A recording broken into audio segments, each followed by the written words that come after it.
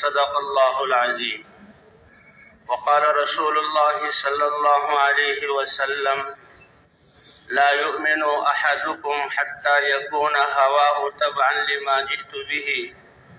وقال عليه الصلاة والسلام: من قال لا إله إلا الله مخلصا بقلبه دخل الجنة. قيل: وما إخلاصها يا رسول الله؟ قال: أن تحجزه عن محارم الله. وقال عليه الصلاة والسلام: ألا فليبلغ الشاهد منكم الغائب، أو كما قال النبي صلی اللہ علیہ وسلم. میرے محترم دوستوں، بزرگوں اور بھائیوں، اللہ نے اس انسان کو اپنی قدرت سے پیدا فرما کر انسان ہونے کا اعزاز دے کر تھوڑے سے عرصے کے لیے اس دنیا میں بھیجا ہے، اور اس انسان کا اصل ٹھکانہ اللہ نے آخرت کو بنایا ہے. یہ انسان، اس کا سفر ہے آخرت کی طرف. دنیا ایک گزرگاہ ہے اور دنیا میں یہ انسان مسافر ہے. لیکن بھولے سے یہ انسان یہ سمجھا کہ ہم دنیا میں زندہ رہنے کے لیے آئے ہیں. یہ انسان زندہ رہنے کے لیے نہیں آیا، بلکہ مر کر آخرت کی ہمیشہ کی زندگی کی طرف جانے کے لیے آیا ہے. کل نفس ذائقۃ الموت، ہر ایک نے جانا ہے اور اس دنیا سے یہاں رخصت ہونا ہے، اور آخرت کی زندگی ہمیشہ ہمیشہ کی ہے. وہاں کی تیاری کے لیے اللہ نے تھوڑی سی دیر کے لیے انسان کو یہاں بھیجا ہے.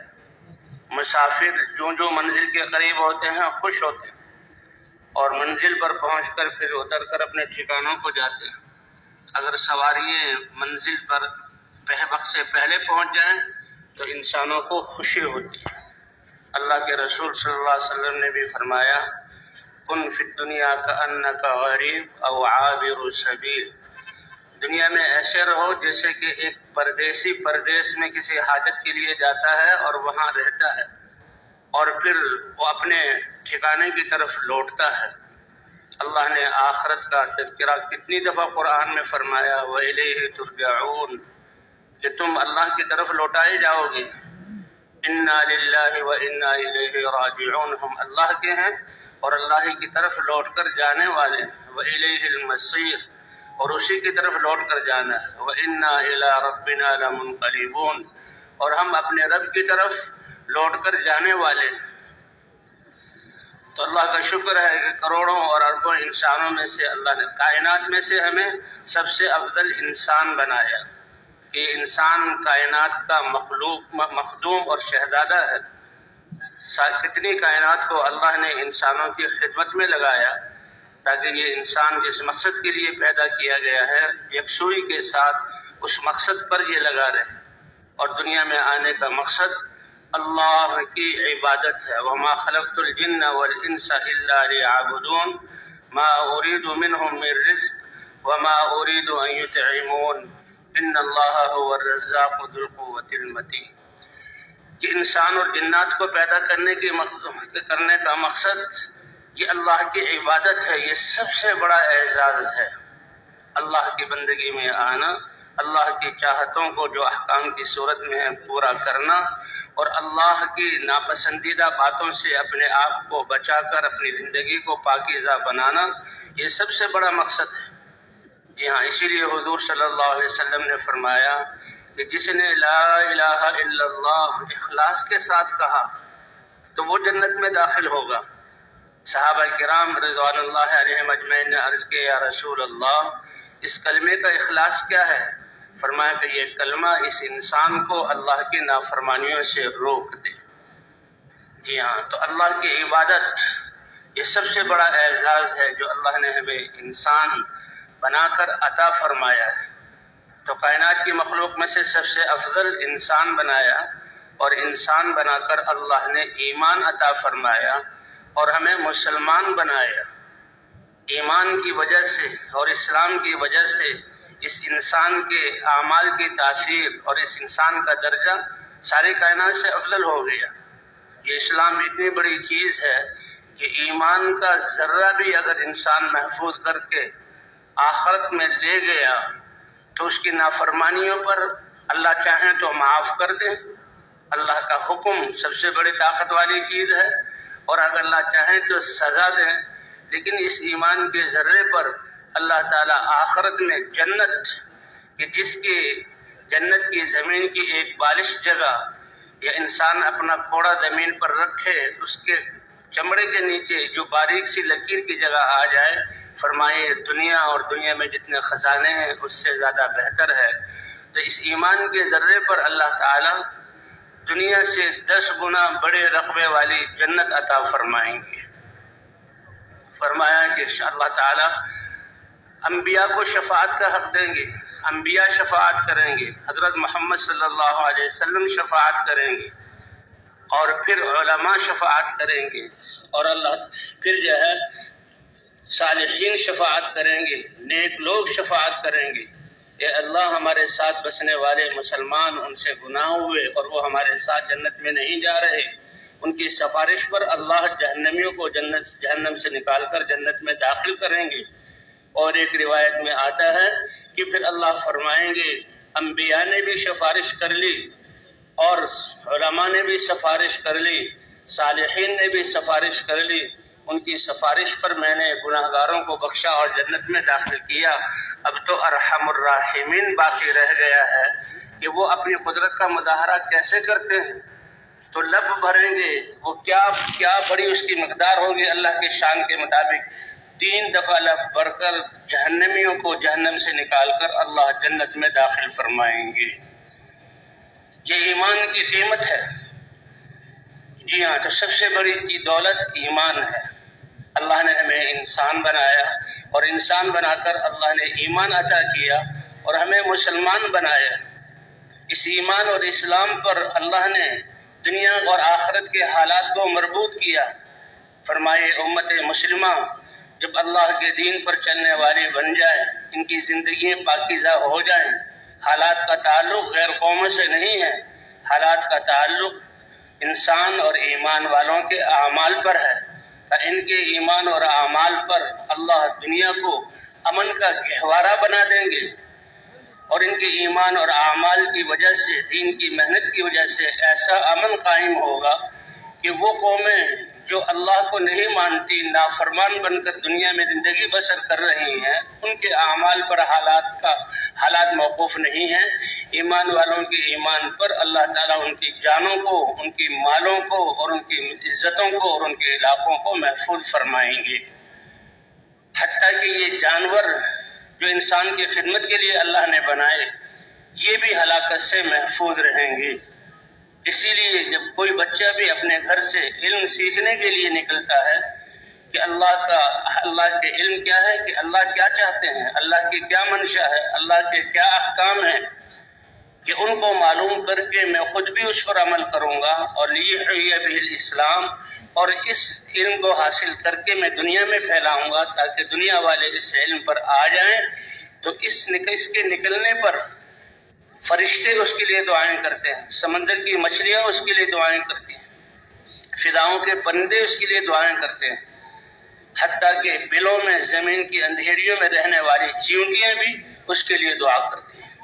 کہ اس کے اس نیت سے نکلنے کی وجہ سے اللہ فضاؤں میں ایسی نورانیت پیدا کرتے ہیں کہ جس کا احساس ان جانوروں کو بھی ہوتا ہے کہ علم یہ وہ دولت ہے، یہ علم کو حاصل کرے گا، اس پر خود عمل کرے گا، اور عمل کر کے پھر اس کو دنیا میں پھیلائے گا، اور دنیا امن کا گہوارہ بنے گی، ہمارے جان اور مال بھی محفوظ ہوں گے. وَلَوْ أَنَّ أَهْلَ الْقُرَىٰ آمَنُوا وَاتَّقَوْا لَفَتَحْنَا عَلَيْهِمْ بَرَكَاتٍ مِّنَ السَّمَاءِ وَالْأَرْضِ. اگر یہ بستیوں والے ایمان والے بن جاتے ہیں، اللہ کی ذات کو پہچان کر، اللہ کی صفات کو پہچان کر اس پہ یقین کر لیتے اور اپنی زندگیوں کو پاکیزہ اللہ کے احکام کے مطابق بنا لیتے اور اللہ کے نافرمانیوں سے پاکیزہ کر لیتے، تو زمین اور آسمان کی برکتوں کے دروازے ان کے لیے کھول دیتے. من عمل صالحا من ذکر او انثى وهو مؤمن فلنحيينه حياة طيبة ولنجزينهم اجرهم باحسن ما كانوا يعملون. کہ تم میں سے جو مرد ہو یا عورت ہو، ایمان کی حالت میں جو نیک کام کرے گا تو ہم اس کو پاکیزہ زندگی، عافیت والی، عزت والی، کامیابی والی زندگی دنیا میں عطا فرمائیں گے، اور ان کے اعمال کا اجر آخرت میں اللہ اپنی شان کے مطابق دیں گے۔ ایمان کی وجہ سے انسان کے اعمال کی قیمت بنتی ہے۔ اگر ایمان نہیں، انسان کسی دوسرے کے ساتھ بھلائی کرتا ہے، اللہ کی مخلوق کو کھلاتا پلاتا ہے، اللہ کی مخلوق کو کوئی چیز دیتا ہے، ان کی مشکلات کو دور کرتا ہے، تو اللہ اس کا بدلہ دنیا ہی میں دے دیں گے۔ ایمان کے بغیر یہ اعمال، اس کا بدلہ دنیا ہی میں مل جائے گا، آخرت میں اس کا کوئی اجر نہیں۔ حدیث پاک میں آتا ہے کہ فرشتوں کی 2 جماعتیں اللہ تعالیٰ نے بھیجی، اور اپنا اپنا کام کر کے وہ فضاؤں میں، آسمانوں کی طرف گئیں، تو فضاؤں میں ملاقات ہوئی۔ ایک جماعت نے دوسری جماعت سے پوچھا کہ تم کہاں سے آ رہے ہو؟ ایک نے بتایا کہ ہم تو ایک کافر تھا اور اس کی موت کا وقت قریب تھا، اور اس نے موت کے وقت میں اپنے خادموں سے، اپنے رشتہ داروں سے ایک اپنی چاہت کا اظہار کیا کہ میرے تالاب سے مچھلی کا شکار کرو اور مچھلی پکا کر مجھے کھلا دو، میری آخری خواہش یہ ہے۔ تو اس کا جو آدمی تالاب میں مچھلی پکڑنے کے لیے جال ڈالنے لگا یا کانٹا جو ڈالا، تو تالاب میں کوئی مچھلی نہیں تھی۔ اللہ نے ہمیں حکم دیا فرشتوں کو کہ جاؤ سمندر سے مچھلی پکڑ کر اس کے تالاب میں ڈال دو کہ وہ کانٹے میں آ جائے۔ تو ہم نے وہ مچھلی پکڑی، تالاب میں ڈالی، تالاب سے کانٹے میں آئی اور اس نے وہ کھائی اور اس کی روح نکل گئی۔ دوسری جماعت تم کہاں سے آئے ہو؟ کہ ہم ایک ایمان والے اللہ کے نیک بندے کے پاس سے آئے، اس کے بھی سکرات کا وقت تھا، آخری لمحات تھے، سانس لینے والا تھا، اس کو پیاس لگی ہوئی تھی، اور پیاس کی شدت ہے اس نے پانی کو طلب کیا، اور پانی اس کے گھر میں برتن میں موجود تھا۔ اپنے آدمی کو اس نے حکم دیا کہ گلاس کے پانی لے آؤ تاکہ میں پی لوں۔ اللہ نے حکم دیا کہ اس پانی تک پہنچنے سے پہلے اس کے مٹکے یا سراہی کو یا نان کو توڑ دو کہ پانی گر جائے اور میرا یہ نیک بندہ پانی نہ پی سکے، پیاس کی حالت میں اس کو موت آئے۔ تو ہم نے وہ مٹکا جا کے توڑ دیا، اور اتنے میں اس نیک آدمی کی، ایمان والے کی روح نکل گئی۔ تو یہ بڑا ایک عجیب معاملہ تھا، حیران کن معاملہ تھا۔ اللہ کے دربار میں حاضر ہوئے، اللہ کی بارگاہ میں عرض کیا فرشتوں نے، تو اللہ تعالیٰ نے فرمایا اے فرشتوں، یہ کافر، اس نے دنیا میں بھلائیاں کی تھی میری مخلوق کے ساتھ، تو میں نے اس کی بھلائیوں کا بدلہ اس کو دنیا کی نعمتوں کے اعتبار سے دے دیا تھا۔ ایک نیکی اس کی باقی رہ گئی تھی اور ادھر موت آئی، تو میں نے پسند نہیں کیا کہ یہ ایک نیکی کو لے کر میرے پاس آئے، کیونکہ وہ نیکی نہیں ہے، اس کا بدلہ میں نے ناممکن صورت کو ممکن بنا کر مچھلی کی نعمت کی صورت میں اس کو دے دیا، اور اس کا حساب ختم۔ اور یہ ایمان والا تھا، یہ بڑا فرما بردار اور طاعت گزار بندہ تھا، سارے گناہ اس کے معاف ہو گئے تھے، زندگی پاکیزہ تھی، لیکن ایک گناہ رہ گیا تھا، اور اس کی موت کا وقت آیا۔ میری ذات نے گوارا نہ کیا کہ میرا بندہ اس گناہ کے ڈبے کو لے کر میرے پاس پیش ہو اور نادم ہو، تو اس مشقت کو ڈال کر میں نے اس کے اس گناہ کو معاف کر دیا اور پاک کر دیا۔ تبھی ایمان اتنی بڑی دولت ہے کہ ایمان کی وجہ سے تو اس کے سارے اعمال، ایک سبحان اللہ کہنا یہ ایسا ہے کہ ترازو کے ایک پلڑے میں رکھ دیا جائے تو 7 زمین اور آسمان سے زیادہ قیمتی ہے، یہ فنا ہو جانے والی چیز ہے۔ ایمان کی بنیاد پر ایک شخص نے راستے سے پڑی ہوئی شاخ کو، جو لوگوں کو تکلیف دے رہی تھی، گزرنے والے جانوروں کو تکلیف دے رہی تھی، اس کو ہٹایا، تو اللہ کو اتنا عمل یہ پسند آیا کہ اسی شاخ کو ہٹانے کی وجہ سے مغفرت فرما دی۔ لیکن اس کی بنیاد یہ ایمان ہے۔ ایمان کی وجہ سے انسان کے ہر لمحے اور ہر عمل کی قیمت بنتی ہے۔ اللہ نے ہمیں یہ ایمان عطا فرمایا اور اللہ نے مسلمان جہاں ہمیں بنایا۔ فرمایا کہ ساری دنیا نافرمان ہوگی، ایک آدمی اللہ اللہ کہنے والا ہوگا کہ وہ مسلمان ہوگا، اللہ اللہ کہنے والا ہوگا، تو اس کے اللہ کہنے کی وجہ سے اللہ تحت الثری سے لے کر عرش تک 7 آسمان اور فرشتوں کے نظام کو باقی رکھیں گے۔ یہ ساری کائنات کی بقا اس مبارک دین کی وجہ سے، اور اس مبارک دین میں اللہ کا نام ایک آدمی لینے والا ہو، اللہ اس کی وجہ سے ساری کائنات کو باقی رکھیں گے۔ لوگ دھوکے میں ہیں کہ ہماری حکومتوں اور ہماری دنیاوی ترقیات اور نئی نئی ایجادات اور ہمارے انتظامات سے یہ دنیا کا نظام چل رہا ہے۔ نہیں، جب تک اس زمین پر ایمان والے بس رہے ہیں تو ان کی وجہ سے اللہ ساری کائنات کو باقی رکھیں گے۔ ایک مسلمان کی جس دن اس کی روح نکلی، اللہ اس دنیا کو ختم فرما دیں گے۔ اس لیے حضور صلی اللہ علیہ وسلم نے فرمایا، اے معاذ ایاک والتنعم، کہ تم زندگی کو خوشگوار نعمتوں والا بنانے کی کوشش چھوڑ دو۔ جو نعمتیں اللہ دیں وہ تو ٹھیک ہے، لیکن اس کے لیے دین کو چھوڑ دو، اس میں لگو، اس سے چھوڑ دو۔ فإن عباد اللہ لیسوا بمتنعمین، کہ اللہ کی بندے بن کر اللہ کی چاہت کو پورا کرنے والے بن کر زندگی گزارنے والے وہ اپنی زندگی کو خوشگوار نہیں بناتے۔ تو اس لیے اللہ نے اس دنیا میں ہمیں تھوڑے سے عرصے کے لیے بھیجا ہے، اور دنیا کی زندگی ایک امانت ہے۔ اب انسان جب ایمان لے آتا ہے تو پھر تو اس کی بھوک، اس کی پیاس، اس کا رنج اور غم اور تکلیف یہ بھی نیکی بنا کر لکھ دی جاتی ہے۔ حتیٰ کہ اللہ کے راستے میں جہاد کرنے والا، نکل کر اللہ کے دین کو زندہ کرنے کے لیے میدانوں میں اترنے والا، دعوت دیں گے، اللہ کی طرف بلائیں گے، دعوت قبول کر لی، دین سکھائیں گے، پھر آگے مراحل طے کریں گے۔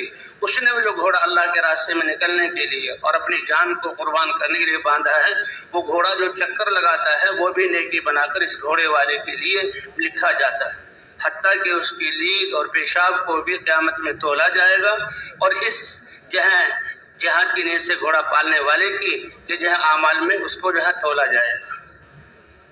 تو یہ بھوک اور پیاس یہ ایک مانوی چیز ہے، لیکن اس کا بھی وزن ہوگا۔ حضور صلی اللہ علیہ وسلم ایک سفر میں تھے، ایک صحابی ساتھ تھے، وہ حضور صلی اللہ علیہ وسلم کی خدمت میں کچھ پوچھنے کے لیے آئے، اور حضور کے جب قریب ہوئے تو جھٹکا سا لگا، اور کمزوری کی وجہ سے وہ گردن کے بل گرے اور ان کی روح نکل گئی۔ اب وہ تو کمزوری سے گر گئے، موت آ گئی، روح نکل گئی۔ صحابہ ان کی طرف دوڑے تو حضور صلی اللہ علیہ وسلم نے اور ان کو لیا، لٹایا۔ حضور صلی اللہ علیہ وسلم نے فرمایا، اے میرے صحابہ، میرے اس صحابی کے پیٹ سے کپڑا اٹھاؤ اور اس کے پیٹ کو دیکھو۔ تو جو دیکھا تو پیٹ بالکل خالی، پسلیاں ہڈیاں نظر آ رہی ہیں، اور پیٹ کی کھال وہ کمر سے ملی ہوئی ہے، وہ بالکل خالی، بھوک کی وجہ سے۔ تو صحابہ بڑے حیران ہوئے، یا رسول اللہ، آپ کو کس بات سے پتہ لگا کہ یہ بھوکا ہے اور آپ نے حکم دیا کپڑا ہٹاؤ؟ فرمایا، اس کی روح کے نکلتے ہی میں نے دیکھا کہ جنت سے حوریں جنت کے دسترخوان اور کھانے لے کر آئی ہیں اور اس کے منہ میں ڈال رہی ہیں۔ مجھے پتہ لگ گیا کہ میرے اس صحابی کی موت اللہ کے راستے میں نکل کر بھوک پر آئی ہے۔ تو بھی اللہ نے ہمیں یہ ایمان کی دولت عطا فرمائی، اور پھر اللہ نے حضرت محمد صلی اللہ علیہ وسلم کی امت میں بنا کر اللہ نے حضرت محمد صلی اللہ علیہ وسلم کی محنت عطا فرمائی۔ حضور صلی اللہ علیہ وسلم نے فرمایا، انا حظکم من النبیین، میری امت اپنے نصیبے اور قسمت پر فخر کرو کہ ہر قوم کے لیے اللہ نے ایک نبی بھیجا، اور دنیا اور آخرت میں اس کی نسبت اللہ کے ہاں وہ نبیوں کے ساتھ ہوگی۔ یہ نوح علیہ السلام پر ایمان لانے والے ہیں، یہ ابراہیم علیہ السلام کی قوم ہے، یہ شعیب علیہ السلام پر ایمان لانے والے، ہود علیہ السلام کی قوم، صالح علیہ السلام کی امت، اور یہ بہت بڑی امت موسیٰ علیہ السلام کی۔ فرمایا تمہاری نسبت سید المرسلین اللہ کے حبیب حضرت محمد صلی اللہ علیہ وسلم کے ساتھ ہے، کہ یہ حضرت محمد صلی اللہ علیہ وسلم کی امت ہے۔ فرمانا حظکم من النبیین، نبیوں میں نصیبہ اللہ نے تمہارا اتنا اونچا کیا کہ مجھے بس تمہارا نبی بنا کر بھیجا۔ لکل قوم ہاد وان من امت الا خلا فیہا نذیر، کیونکہ انسان کی فطرت ہے کہ جب محنت نہ ہو تو یہ پھر انسان تنزل کی طرف جاتا ہے اور زوال کی طرف۔ اس لیے جب نبیوں کی نبی چلے جاتے، محنت چھوٹ جاتی اور انسان کفر تک پہنچ جاتے اور زمین کو ظلم اور شرک سے اور گناہوں سے بھر دیتے، اللہ ان کو ہلاک نہیں کرتے تھے، اللہ نبی کو بھیج کر دعوت دے کر اس امت کی اصلاح فرماتے تھے، اور نبی آ کر دعوت کی محنت کرتے، بنیادی طور پر لا الہ الا اللہ کی دعوت کے ذریعے ایمان اور یقین کو بنایا جاتا، اور ایمان اور یقین کے بننے پر پھر اللہ کا دین اترتا اور دین کی پر عمل کرنے والے بنتے، ان میں طلب آتی اللہ کے احکام کو حاصل کرنے کی، پھر اس پر چلتے تو ان کو اللہ دنیا میں بساتے، اور نبی کی دعوت کی وجہ سے اللہ باطل کو توڑ کر رکھ دیتے۔ اب یہ دعوت کا عرصہ کتنا بڑا ہو اس کا علم اللہ کو ہے۔ نوح علیہ السلام 950 سال تک دن رات اپنی قوم کو دعوت دیتے رہے، کثرت کا جو بت ٹوٹا اور یہ پوری قوم کی اس کا شرک اور ظلم جو ختم ہوا، اللہ نے پانی کے ذریعے، طوفان کے ذریعے ختم کیا، وہ نوح علیہ السلام کی دعوت سے۔ قوم عاد کی سرکشی کو اور ان کے ظالموں کو جو اللہ نے ختم کیا ہود علیہ السلام کی دعوت کی وجہ سے۔ نمرود کی نمرودیت کو جو اللہ نے مٹایا ابراہیم علیہ السلام کی دعوت کی وجہ سے۔ جب بھی اللہ نے کسی قوم پر احسان کرنے کا ارادہ کیا تو نبی کو دعوت والی محنت دے کر بھیجا، اور اس دعوت کے ساتھ اللہ نے اپنا ایک قانون زندگی دین عطا فرمایا۔ لقد من اللہ علی المؤمنین اذ بعث فیہم رسولا من انفسہم یتلو علیہم آیاتہ ویزکیہم ویعلمہم الکتاب والحکمہ وَإِن كَانُوا مِن قَبْلُ لَفِي ضَلَالٍ مُبِينٍ۔ بڑی ہستی، بڑی ذات بڑے انعام پر احسان جتلاتی ہے، سب سے بڑے تو اللہ ہیں، اور اللہ احسان جتلا رہے ہیں ایک نعمت پر، تو وہ کتنا بڑا احسان ہوگا، اور اس کو احسان کی صورت میں اللہ قرآن میں ذکر کر رہے ہیں۔ نعمتیں تو ساری اللہ کی ہیں، لیکن سب سے بڑی نعمت لقد من اللہ علی المؤمنین، اللہ نے ایمان والوں پر احسان کیا، اذ بعث فیہم رسولا من انفسہم، انہی میں سے اللہ نے ایک ہستی کو چنا اور اپنا رسول بنا کر بھیجا۔ تو حضرت محمد صلی اللہ علیہ وسلم کا اللہ کا رسول اور مقتدا بن کر آنا، یہ بہت بڑا اللہ کا احسان۔ اور ان کا کام کیا ہے؟ یتلو علیہم آیاتہ، اللہ کی آیات کو پڑھ پڑھ کر سنائیں گے، ویزکیہم، اور ان کے نفوس کو پاکیزہ کریں گے، فاحشات اور گناہوں کی نحوست اور سیاہیوں سے نکال کر ایمان کے ساتھ منور کریں گے، اور ان کی زندگیوں کو اللہ کے احکام کے نور سے منور اور پاکیزہ اور خوشبودار بنائیں گے۔ وَيُعَلِّمُهُمُ الْكِتَابَ وَالْحِكْمَةَ، اور اللہ کے احکام کو، اپنی سنتوں کو سکھائیں گے، اپنی محنت کو سکھائیں گے، اور اللہ کی کتاب کو سکھائیں گے۔ تو یہ بہت بڑا احسان کہ حضرت محمد صلی اللہ علیہ وسلم کی صورت میں اللہ نے اس امت پر کیا۔ آپ صلی اللہ علیہ وسلم خاتم النبیین ہیں، پہلے انبیاء میں سے ہر نبی ایک قوم کی طرف بھیجا گیا، ایک زمانے کے لیے بھیجا گیا، ایک علاقے کی طرف بھیجا گیا، اور اس کی محنت اور دعوت سے اس قوم اور علاقے اور اس کے زمانے میں ہدایت اتری، اور پھر اس کے جانے کے بعد دوسرا نبی آیا۔ لیکن حضرت محمد صلی اللہ علیہ وسلم کو اللہ نے ساری انسانیت کے لیے رسول اور نبی اور مقتدا بنا کر بھیجا، بشیر اور نذیر بنا کر بھیجا۔ وما ارسلناک الا کافۃ للناس بشیرا ونذیرا، تبارک الذی نزل الفرقان، بابرکت ہے وہ ذات کہ جس نے جو ہے لیکون للعالمین نذیرا، کہ اپنے بندے محمد صلی اللہ علیہ وسلم کو حق بیان کرنے والی اور باطل اور حق کے درمیان فرق کرنے والی کتاب دے کر بھیجا، تاکہ وہ اللہ کے رسول سارے عالموں کو ڈرانے والے ہوں، اور سارے عالموں کے لیے رحمت بنا کر بھیجا۔ آپ صلی اللہ علیہ وسلم کی رسالت سارے انسانوں کے لیے، اس لیے فرمایا میرے سارے امتی جنت میں داخل ہوں گے مگر جو انکار کرے۔ یا رسول اللہ، انکار کرنے والا کون ہے؟ قال من اطاعنی دخل الجنہ ومن عصانی فقد ابا، جس نے میری اطاعت کی وجہ جنت میں داخل ہوگا، اور جس نے انکار کیا وہ جنت سے محروم ہو جائے گا۔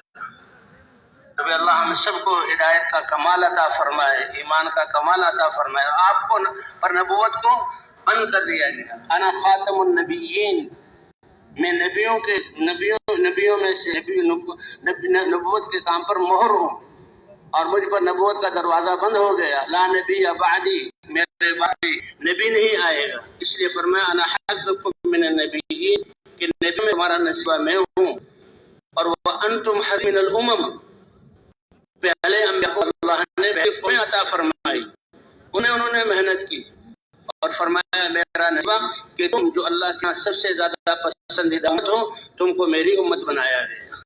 انتم حظی من الامم، یہ امت خیر امت ہے، کیونکہ حضور صلی اللہ علیہ وسلم کی ختم نبوت کی وجہ سے اللہ تعالی نے اس امت کے ہر فرد، ہر وہ مرد کو اور عورت کو وہ ذمہ داری عطا کی جو ذمہ داری اللہ نبیوں کو دیتے تھے۔ حضرات انبیاء کی محنت سے ہدایت اترتی تھی، ایمان آتا تھا، اللہ کا دین زندہ ہوتا، اور اللہ کے دین کے زندہ ہونے کی وجہ سے یہ دنیا امن کا گہوارہ بنتی۔ تو وہ محنت اللہ نے حضور صلی اللہ علیہ وسلم کی ختم نبوت کی وجہ سے امت کے ہر فرد فرمائے۔ اس لیے حضور صلی اللہ علیہ وسلم نے جب اس دعوت کو شروع کیا تو تمام صحابہ کو اپنے ساتھ لیا، جو بھی کلمہ پڑھتا تھا، مرد ہو یا عورت ہو، وہ فوراً اس کی دعوت پر کھڑے ہو جاتے ہیں۔ ام شریک رضی اللہ تعالی عنہ ایک عورت دیہات کی حضور صلی اللہ علیہ وسلم کی خدمت میں حاضر ہوئی، سے مشرف ہوئی، فوراً کلمہ پڑھتے ہی کلمہ کی دعوت دینا شروع کر دی۔ حالانکہ مکہ مکرمہ میں ظلم کا بازار گرم تھا، ایمان والوں کو، بڑی بڑی ہستیوں کو اور اللہ کے رسول کو تکلیفیں دی جا رہی تھی، اور طاقت والے، سرداری والے اور دنیا کے اعتبار سے بڑے لوگ وہ مسلمانوں کو جہاں طرح طرح کے عذاب دے رہے تھے، آگ پر لٹانا، راتوں کو کوڑے مارنا اور اللہ کے رسول کو تکلیف دینا۔ لیکن اس کلمے کے پڑھتے ہی ساری جہاں حالات کا اور چیزوں کا، مخلوقات کا تأثر دل سے نکل جاتا اور اللہ کا تأثر دل میں آ جاتا، اور حضرت محمد صلی اللہ علیہ وسلم کی صحبت کی وجہ سے انسانیت کی فکر اور ان کی جاہلیت میں ہونے کا غم آ کر سب چیزوں سے بے پرواہ کر کے وہ دعوت پر کھڑا کر دیتا۔ حضرت ام شریک رضی اللہ تعالی عنہ وہ بھی دعوت دے رہی، اور انہی سرداروں کے گھروں میں جا کر انہی سرداروں کی عورتوں کو اور بچوں کو دین کی دعوت دے رہی ہیں۔